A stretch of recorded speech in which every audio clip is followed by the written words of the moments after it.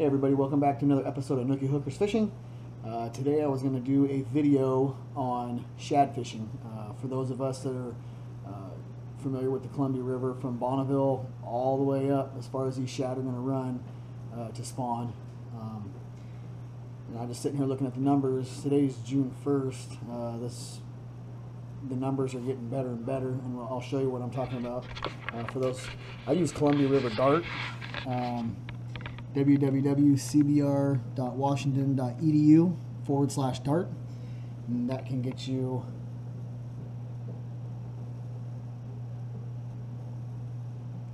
that's the website. So let's look at some of the numbers here, and I apologize for the camera, it's kind of dark. Let's scroll down all the way to the bottom. Down here at the bottom, we are going to be looking at the date, and we're going Bonneville Dam. Today is 6/1, but this is yesterday's counts, so 5/31 for spring run. We still got Chinook salmon coming over, springers. We got Jack Chinook coming over, steelhead, some steelheads coming over, wild steelhead. Starting to get some sockeye coming, which is a good thing. Can't wait for those. But right here, shad. They started a few days ago, and 362.21, and then it started climbing. Yesterday it was 5,072, and you watch these numbers. We can go back to last year. Let's go 2016. Let's see if it'll do it. Maybe it won't. Okay. So compared to last year, the numbers, last year's numbers weren't that good, but anywhere you get 50 to 100,000 fish run over the dam in any given day. So,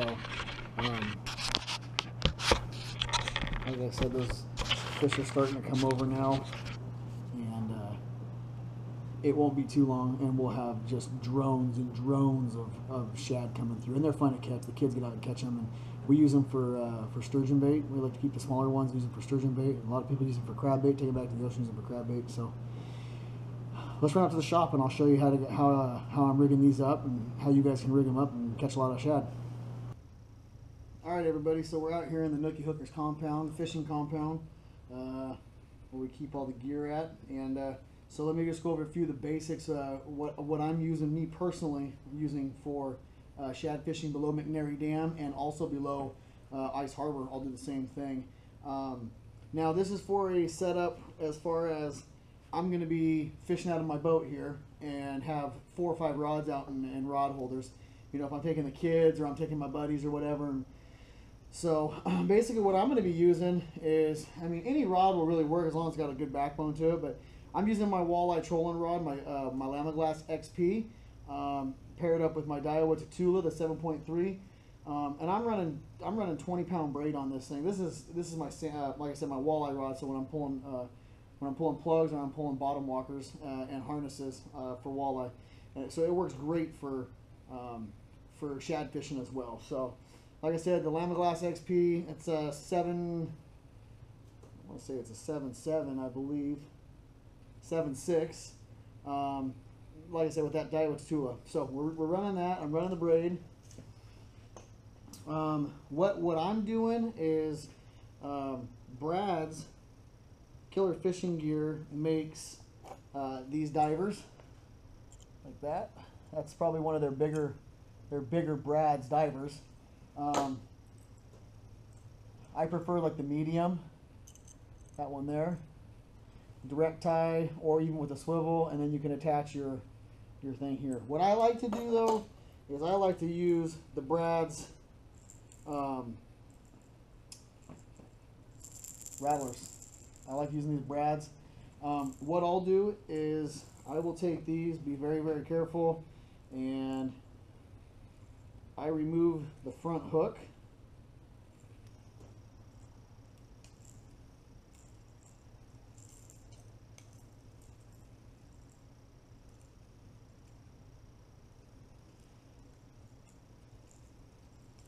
I will leave the key ring on there.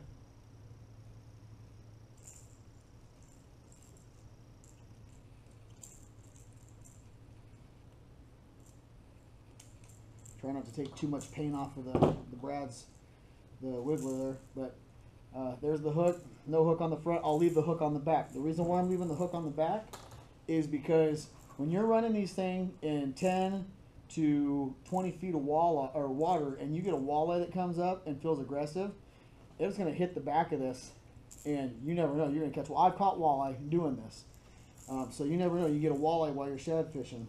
What I'm going to do is I'm running a 12-pound mono. Is what I'll run for the shad, and I'll cut off about 8 feet of that. You can always shorten it up, not a big deal.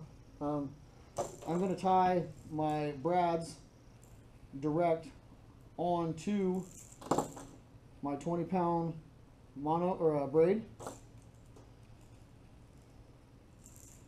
and I'm tying the polymer knot. That's probably my all-time favorite knot. And it's simple. For you that don't know how to tie it, fold your line in half, run it through, make a loop like you're going to. So we'll start over here, we'll show you. Take your line, fold it over in half. It's a great line for braid, or a great knot for braid.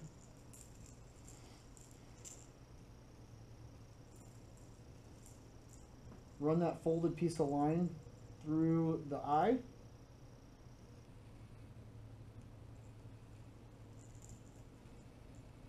Pull that through. You got 2 pieces of line on each side. Make a loop. Run it through. So you got like you're going to tie a shoe. Open the one end up. Spread it with your fingers. Run it over the lure. Careful with the hooks. Back around. And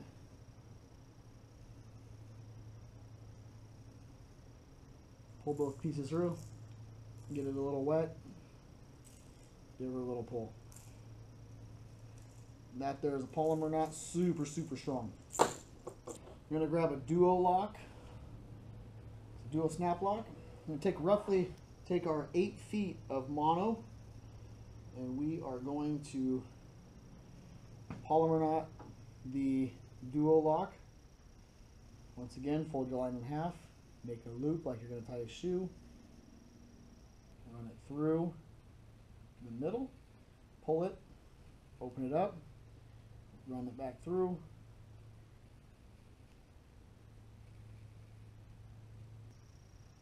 Get it a little wet and give her a pull.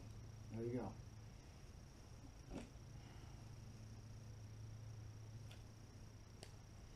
Cut your tag end off.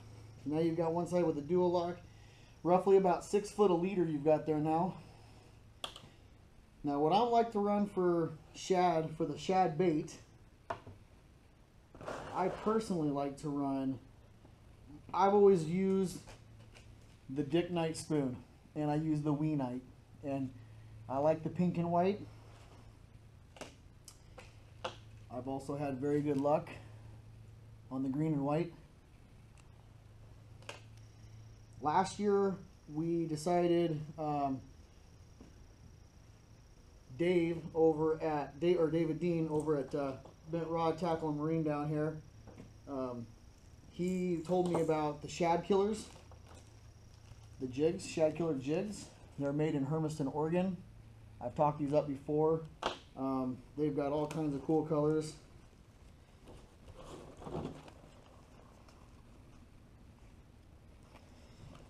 And last year we started using those. So what we'll do is we'll end up taking a Dick Knight or a Shad Killer jig. We'll take that jig and let's get one opened up here.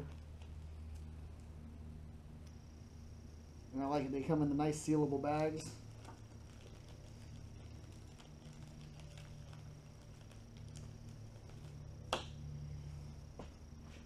Go back to our leader here on the mono. And we're going to tie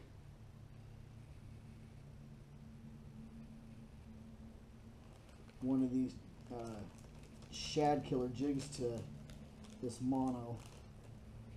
Get the paint off of here. Open that hole up.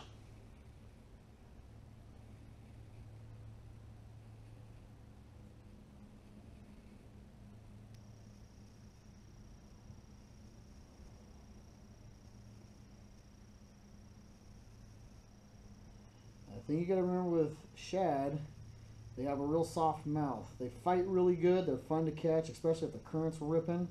But they have a soft mouth. You're gonna lose fish. Now, I don't know anybody who keeps these. I've heard people smoke them and eat them, which I would never do.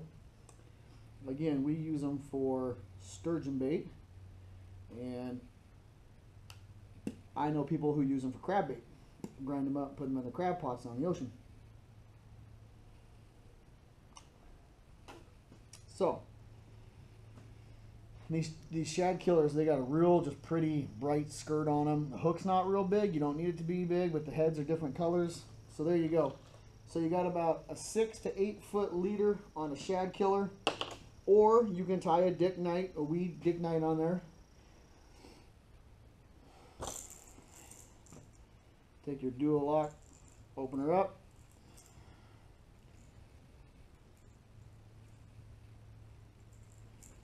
Put it on the front eyelet there.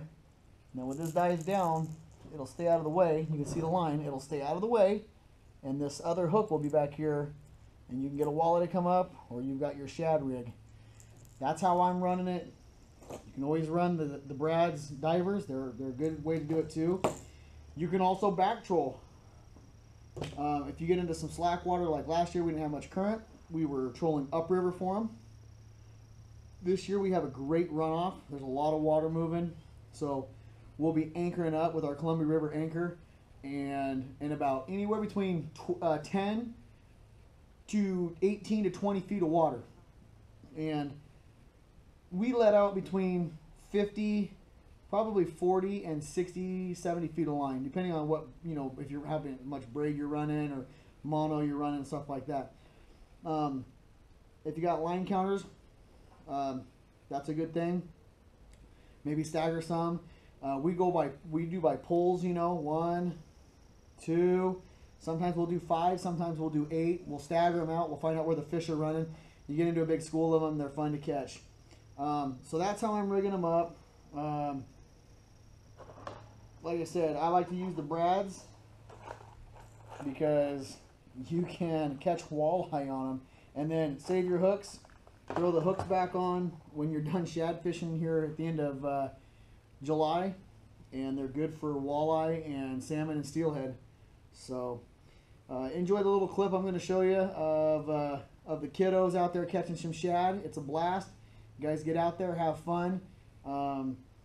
They're stinky, they're slimy. I don't put them in my boat if I don't have to. Like I said, we use them for sturgeon bait.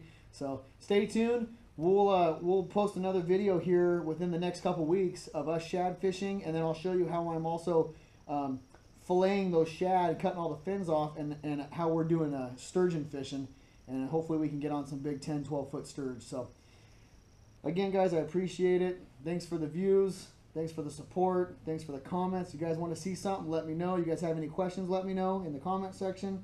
Get out there, tight lines, and catch some shad on the Columbia River.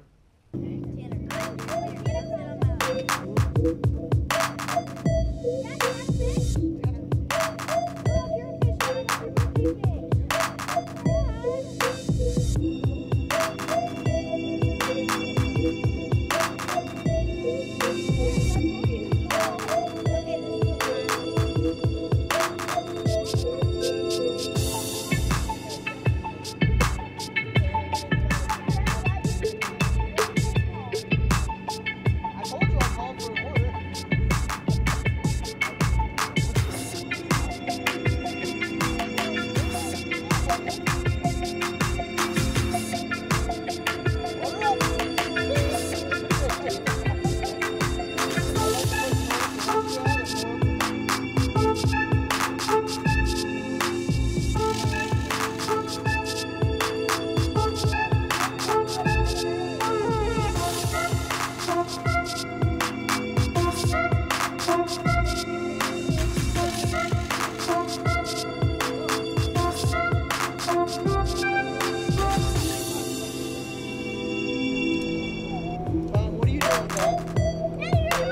Oh, get it. Ashland's up. Ashland's up. You gotta, okay, let me go. There you go. Shaylee, you gotta draw on the green one. Let her have the spotlight. Can you go up in the front of the boat? Watch. Go up in the front of the boat. Look. See, that's a fish right there. Yeah, the lobster there.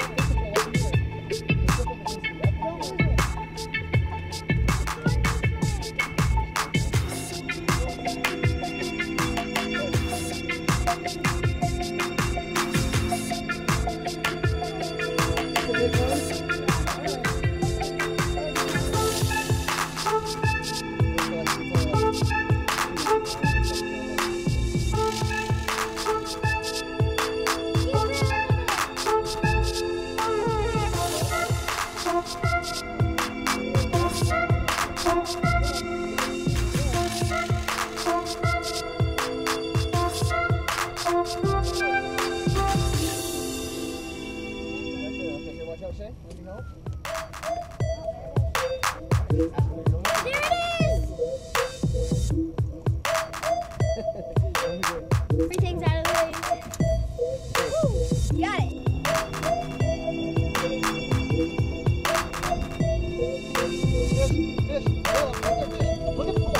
Kayla, that one. I don't think we need to switch that one, do we?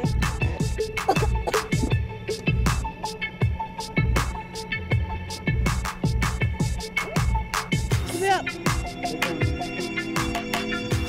Kayla, keep the pull up.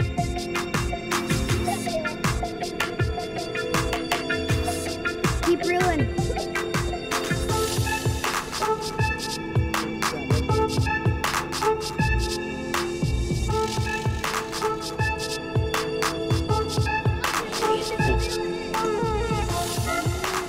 Come on, Kayla, it's coming. Keep it up, keep it up. Yep, keep it up.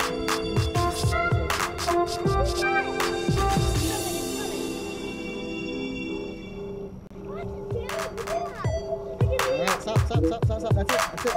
Okay, Is that the one you want? Let go. Dad, is that the one you want? Yeah, I'm gonna try to put them in the boat though. Oh, hold on. Everybody stand back. Everybody move!